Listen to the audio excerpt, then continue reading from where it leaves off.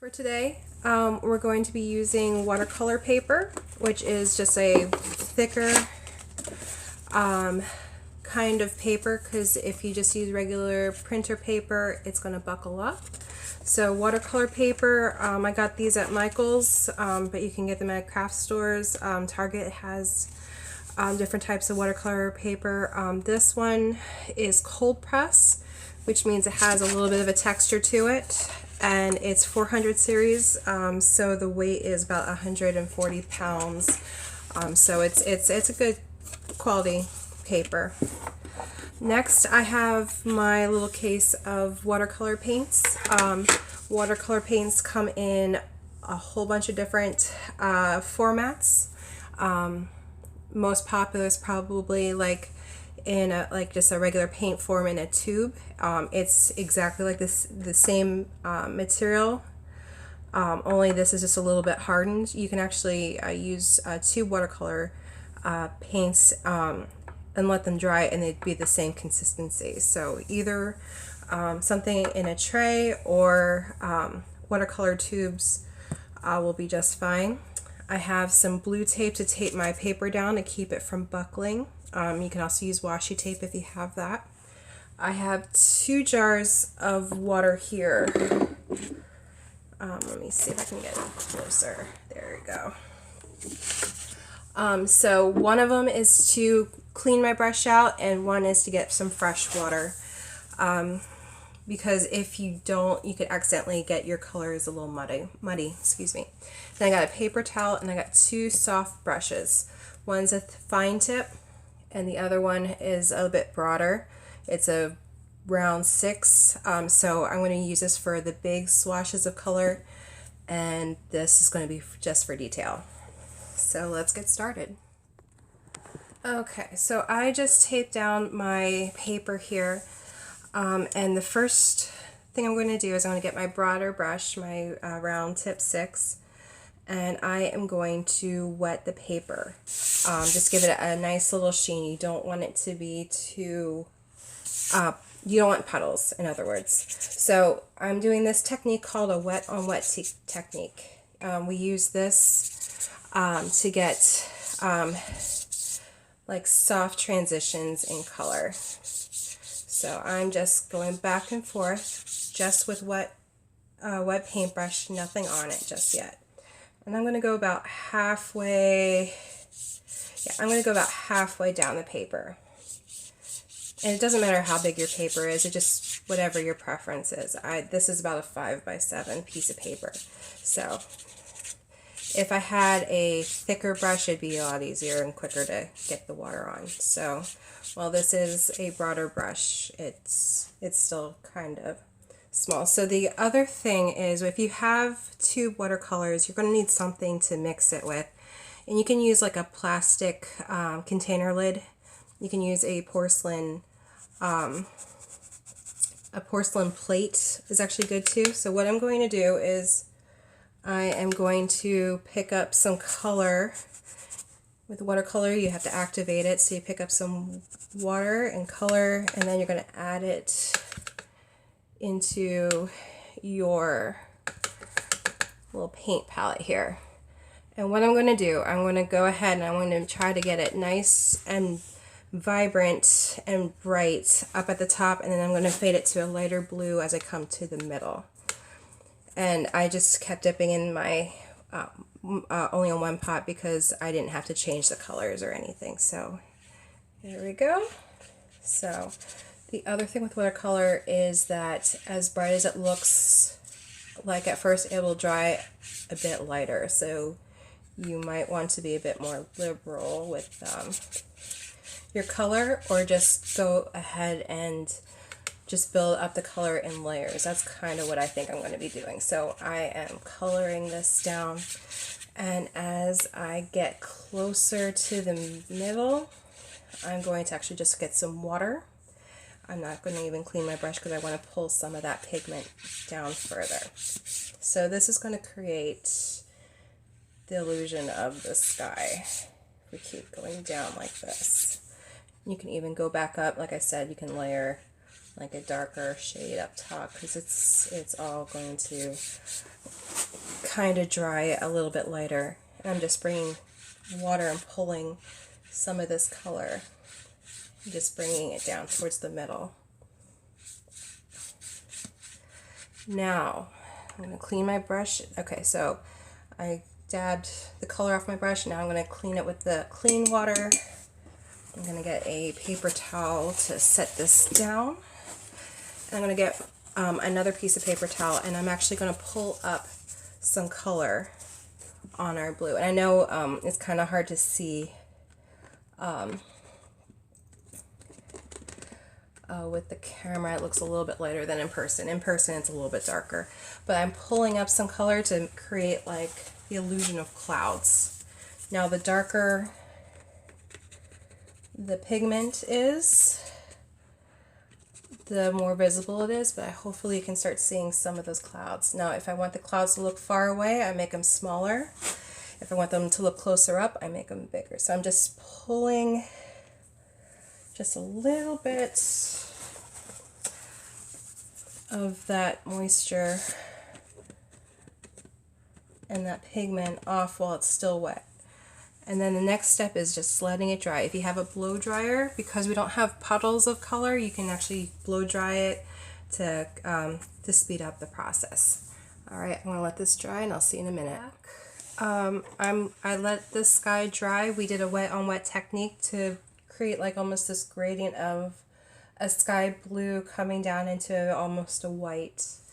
Of the paper, we were using this very light, cool blue, like a cerulean blue, I think is the technical term for it. And now I'm going to create some ground. And with the ground, I'm going to use some clean water. And I am actually thinking I'm going to go and start with some yellow first. And I'm going, this part's dry, so this is now a dry paper technique. And I'm doing this because I want a sharp edge. Whenever you want sharp edges, you put the wet paint down, and then you, so I'm cleaning my brush, and then I'm going to get some fresh water, and I'm actually going to bring it down to a gradient. So what I want is I'm blending the bottom. I'm blending this cool yellow bottom down and creating some ground for my picture. And I'm just going to be pulling this down a little bit further. So I want the purpose of that is to create this hard edge on the horizon line, and then kind of blend it into nothing, because I think I'm going to create more of a field. Clean my brush. And we're going to go back into that wet on wet technique, but we're actually going to start blending. So what I'm going to do is I'm going to sporadically add a little bit more paint. Clean my brush. Just kind of move it all over the canvas, or paper, I should say. And I'm adding more water because I'm going to start adding some greens to it. I want the yellows to blend into the greens. I want to kind of create like a warmth, like a middle ground, and then almost like a cool layer of green. So I have, this is my cool, actually I didn't want that one. All right, clean my brush. This is going to be a warmer green, and I'm going to kind of put it in here.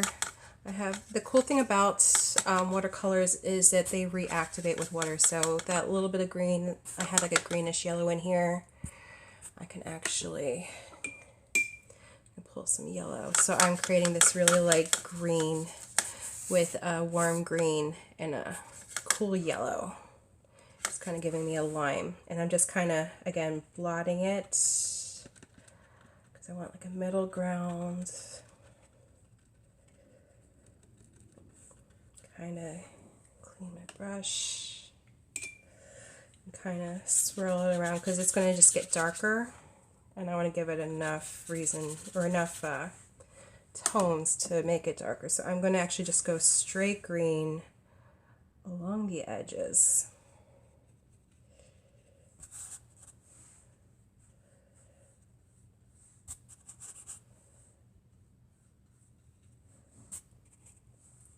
And I'm going to come back,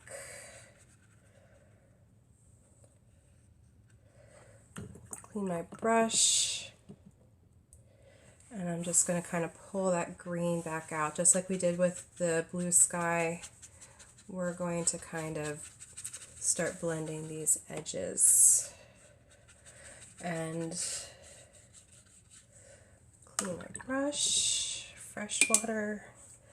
And then it's going to kind of create this almost atmospheric highlight to frame our picture.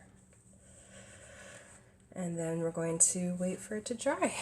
Next is going to be some texture. I'll show you how we're going to start using our detail brush to add some fine lines and texture to our piece to make it a little bit more interesting. So now I'm going to add some interest to our painting. I'm going to go ahead and I'm going to give us a little bit more hills in the distance. So what I'm going to do is I'm going to start with some of my straight warm green, and I'm going to kind of mix it, and I'm actually going to come kind of into the sky, and I'm going to kind of draw a line and come down to that hill. And I'm actually thinking maybe I'll do the same thing on the other side too.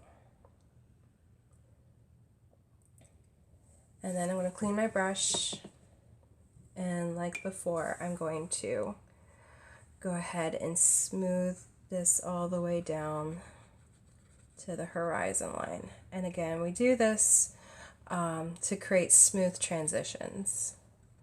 And I'm leaving that edge alone, right where that mountain, that crest meets the sky. So it'll have that hard edge, and I'm just gonna kind of blend it back in. And you know what? I'm gonna keep it a little bit warm, so I'm gonna bring some more of that yellow. I'm gonna find a little part of my palette that isn't covered in paint, just kind of get some water, loosen it up. I'm just going to add some yellow. Oops, that might be a little too much. That's okay, we will smooth it out because I want that golden sun to be shining onto that plane. So it looks like I put a little, well, no, I'll leave it. And as we go down into the picture, it's going to be cooler. So what I'm going to do is I'm actually going to create almost like a bush or something like that. I'm going to kind of, and I'm using a cool green. I'm kind of wanting that contrast. I'm not going to go and completely cool. I might bring in some of those warmer tones, but I just wanted that contrast. I might actually make it a little darker.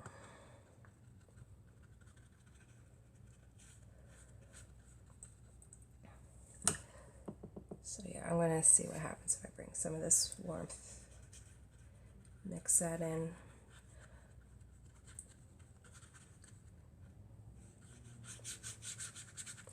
So a lot of watercolor is playing around to see what's going to happen.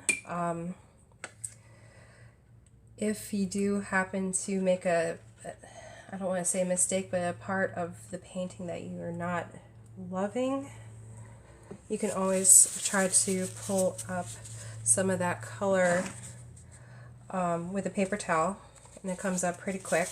You just have to do it while it's still pretty wet. You don't want to wait until it's dry, because then the likelihood of being able to pull it up is not going to be there. So what I'm going to do, I think I'm going to make another bush, but I kind of want a slightly different color so you can tell them apart. So I think I might actually see what happens when I add some of the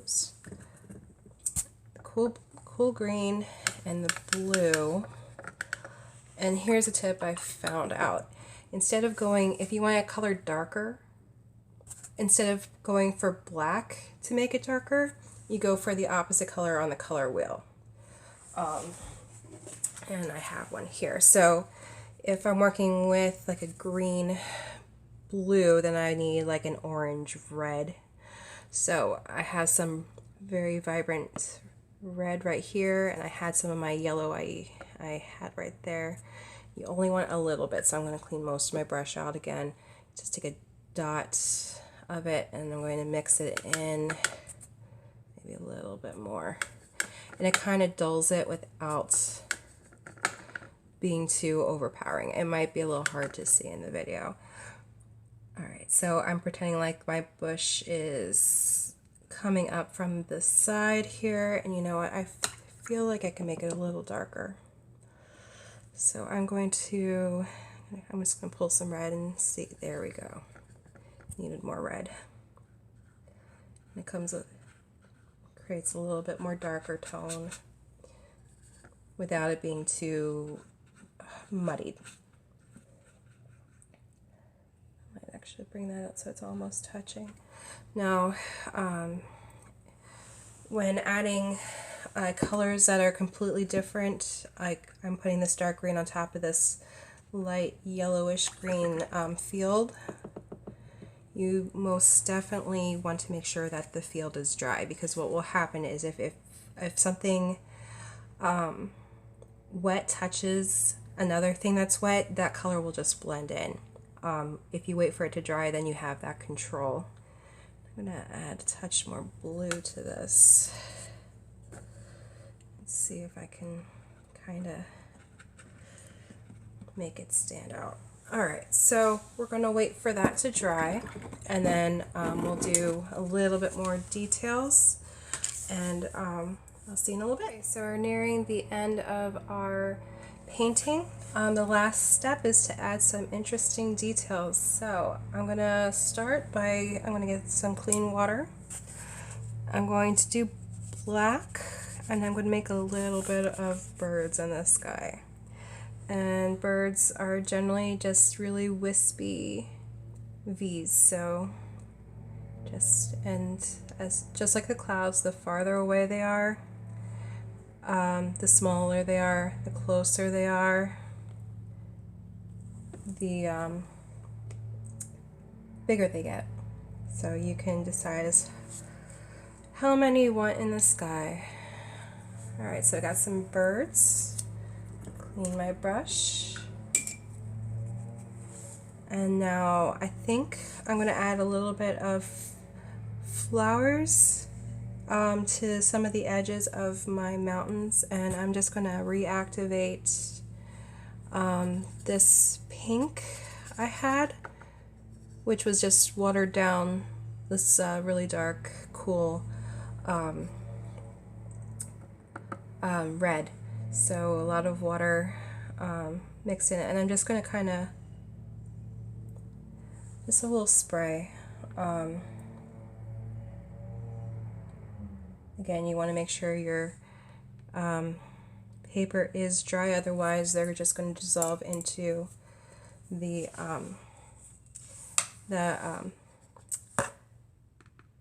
fields, the trees, and you can choose however much you want to do. You don't have to go crazy. I'm just putting a couple right on the edge of the horizon.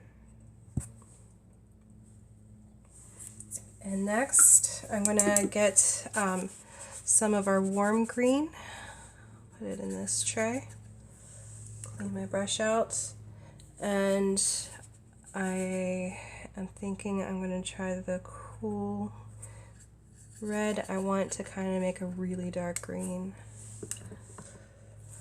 So I'm doing that technique where you're making the colors a little bit darker. I'm actually made a brown with using the opposite colors on the color wheel. So I did a red and like a bright red and a dark, or a dark red and a dark green to get this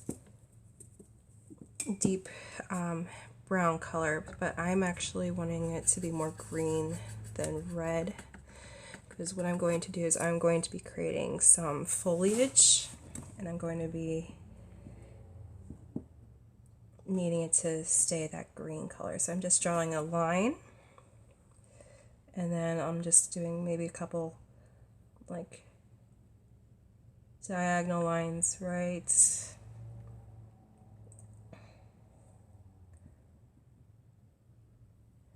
on either side of that line I created. You can bring it down. Like once you have an idea of where you want everything, you can kind of make it, this almost looks like a fern branch. Any way you want it. So again, just make sure that the paper is dry where you're painting, otherwise it's going to start bleeding. And bleeding is a word we use for blending when we were not wanting it to blend. Alright, maybe I'll do more circular leaves in this one.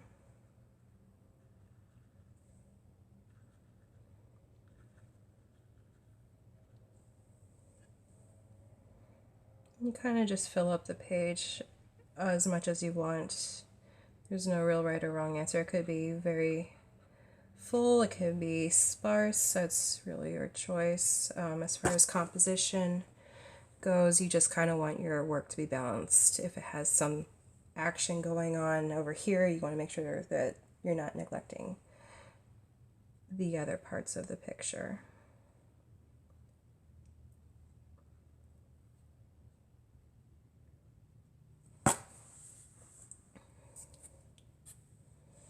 And I'm pretty much deciding I only want like foliage towards making sure that's dry. Bottom portion.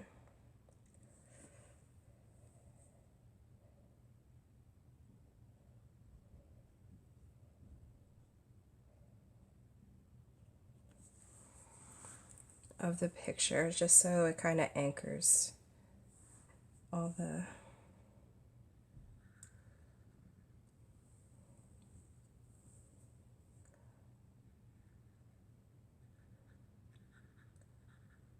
viewer's attention to this particular point.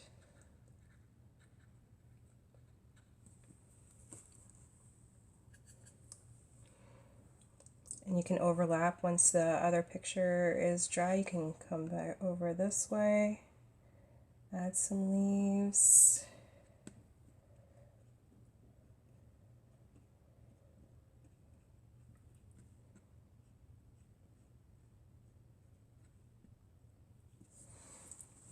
So it's totally your choice. You can, as I said, you can find something to put in the middle. Let's say you can put a house. You could put a tree. Here, we'll go ahead and I'll put a tree kind of in the distance. So I just put my trunk. I'm going to bring in some more browns. I might just pull to the side, and I just touched my berries. That's okay, I'll redo it later. Or my flowers, I should say. And then trees have that beautiful Y shape. That's not perfect. Again, pulling a little bit of brown, kind of mixing it on the picture. Not exactly. And then I just kind of put some branches, and I'm coming away from the plant or the stump, and then I am leaning into the trunk. So I usually go out and then I'm going to lightly add some green to the branches.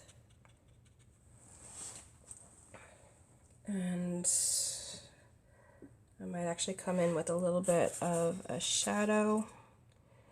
Shadows in nature tend to be blue, so I'm just going to maybe do a little shadow. And I can even, while the branches are wet, I can actually, if you do put this blue tint underneath the color you already chose and let it mix together, it's going to kind of create like the shade, create the highlights and the shade for your tree. All right, so there we have it. Hope you enjoyed this lesson. I will see you later.